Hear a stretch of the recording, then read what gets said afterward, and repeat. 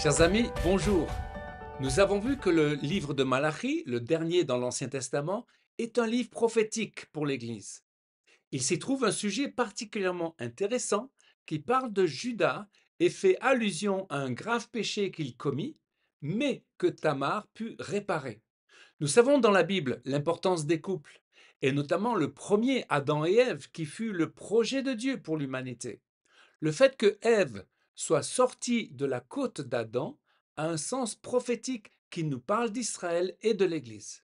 Genèse 2, 21. L'Éternel Dieu fit tomber un profond sommeil sur l'homme qui s'endormit. Il prit une de ses côtes et referma la chair à sa place. L'Éternel Dieu forma une femme de la côte qu'il avait prise de l'homme, et il l'amena vers l'homme. Et l'homme dit: Voici cette fois celle qui est os de mes os et chair de ma chair. On l'appellera femme parce qu'elle a été prise de l'homme. Un couple prophétique. Dans notre livre Le couple témoin Israël et l'Église, nous développons cette pensée que Adam est le projet de Dieu, accompagné de Ève.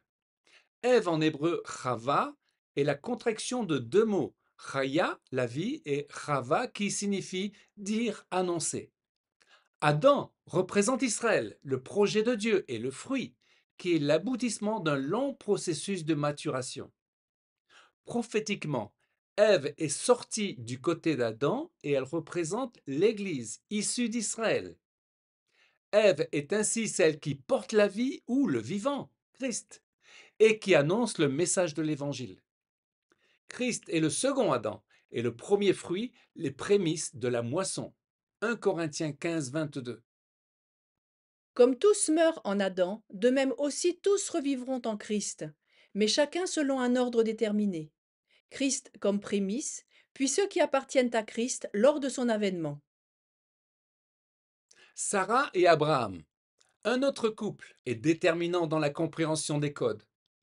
Alors, si en Éden, on peut dire que Ève a précipité le couple dans la faute, en ouvrant finalement la porte à la nécessité de la venue d'un Messie rédempteur, dans le couple de Genèse 12, Sarah a clairement sauvé le projet en protégeant le fruit Abraham. Elle a été l'écorce protectrice du fruit en chassant Agar et Ishmaël. Genèse 21, 12. Dieu dit à Abraham: Que cela ne te déplaise pas à cause de l'enfant et de ton esclave. Quoi que te dise Sarah, écoute-la, car c'est par Isaac qu'une descendance te sera assurée. Dieu confirme à Abraham que seul Isaac est fils légitime, l'héritier, il est le projet. En outre, Dieu dit, écoute la voix de Sarah, accorde-lui tout ce qu'elle te demandera. La pensée juive dit de Sarah qu'elle a un rôle prophétique. Et nous disons, nous, que Sarah représente l'Église, la voix prophétique, tandis qu'Abraham représente le projet Israël. L'Église est alors l'écorce du fruit pour que le peuple juif arrive à maturité et entre dans sa destinée en vue de l'avènement du royaume messianique. Sarah est la voix de Dieu, protégeant Abraham de toute tentation de s'écarter du chemin, car Isaac est l'héritier, pas Ishmaël. Séphora et Moïse. Dieu s'est servi de Séphora pour protéger le fruit, le projet de Dieu avec Moïse, qui deviendra le grand leader d'Israël. Exode 4, 25. Pendant le voyage, en un lieu où Moïse passait la nuit, l'Éternel l'attaqua et voulut le faire mourir. Séphora prit un silex, coupa le prépuce de son fils et en toucha les pieds de Moïse en disant: Tu es pour moi un époux de sang. Rebecca et Isaac. Avec Isaac, Rebecca aura le même rôle que Sarah. Nous voyons en Genèse 27 que Isaac était vieux. Sans doute a-t-il perdu le discernement des choses de Dieu.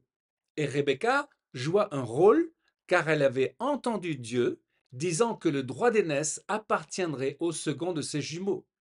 Genèse 25, 22. Les enfants se heurtaient dans son sein. Elle alla consulter l'Éternel, et l'Éternel lui dit: Deux nations sont dans ton ventre, et deux peuples se sépareront au sortir de tes entrailles. Un de ces peuples sera plus fort que l'autre, et le plus grand sera assujetti au plus petit.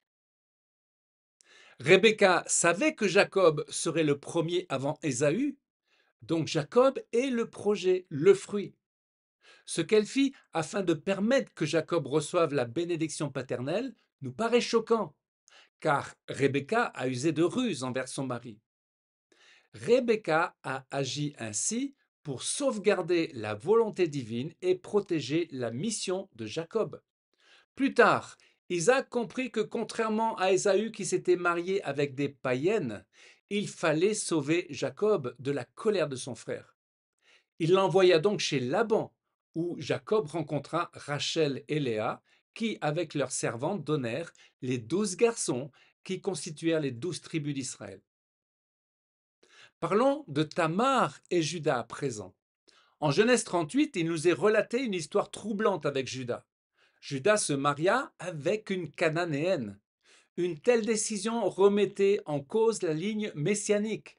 Dieu fit mourir le premier fils qui était méchant, et Tamar, la femme du premier, fut promise au second, mais lui ne voulait pas d'elle, et Dieu le fit mourir. Et la femme de Juda mourut aussi. C'est alors que Tamar imagina un stratagème pour avoir une descendance que son beau-père lui refusait. Elle se fit passer pour une prostituée, coucha avec Juda et fut enceinte de Péretz et Zérach. Le péché de Juda était grave. C'est une abomination selon la parole de Malachie. Lisons Malachie 2:11. Judas s'est montré infidèle, une abomination a été commise en Israël, à Jérusalem. Car Judas a profané ce qui est consacré à l'Éternel, ce qu'aime l'Éternel. Il s'est uni à la fille d'un dieu étranger. Tamar a eu un comportement exemplaire. Elle a sauvé le projet divin et Juda, qui est la tribu d'où sortira le roi David et le Messie, le lion de Juda. Tamar et Ménaché. Tamar est dans la généalogie de Jésus. Nous ne savons pas si Tamar était juive, mais ce qui importe, c'est que Tamar sauva la destinée de Juda. Chaque nom ayant un sens, nous savons que Tamar désigne le palmier dattier, qui est un arbre précieux en Israël. Le palmier est l'emblème de la tribu de Manassé, en hébreu Ménaché. Qui est le grand héros issu de cette tribu? Gédéon.